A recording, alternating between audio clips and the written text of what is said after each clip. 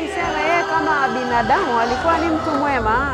Mimi sijashuhudia ubaya wake. Kwa hivyo naweza kumwelezea kama mtu ambaye pamoja na kwamba amefariki akiwa kijana sana, watu tuite hata mtoto, lakini Mungu unatamani Mungu angemweka endelee kuwepo, tuendelee kufaidi huduma zake, lakini katika ule uhalisia Mungu ndio anayejua ratiba.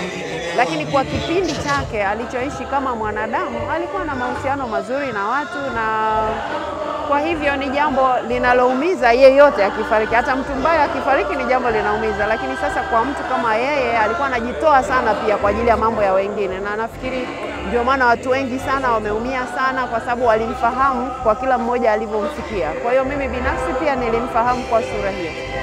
Mlishawahi kufanya kazi yote pamoja?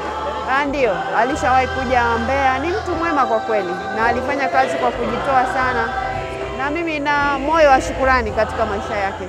Kwa mapokezi haya makubwa baada ya kifo chake, cheki yako nini kwa jamii, kwa jinsi ya wasanii jinsi wanavyoishi katika mimi nafikiri ni muhimu binadamu yeyote kifo kinapotokea kujifunza watu wanazungumza nini baada ya huyu mtu kutangulia, na naamini kila mmoja wetu analo la kujifunza kwa namna watu walivyopokea msiba huu.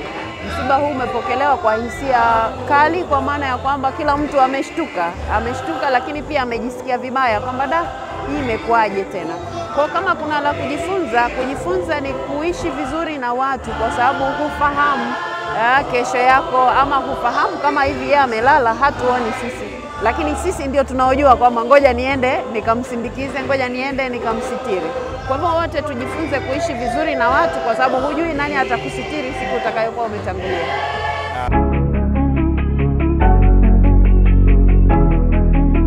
ST Bongo, nyumbani kwanza.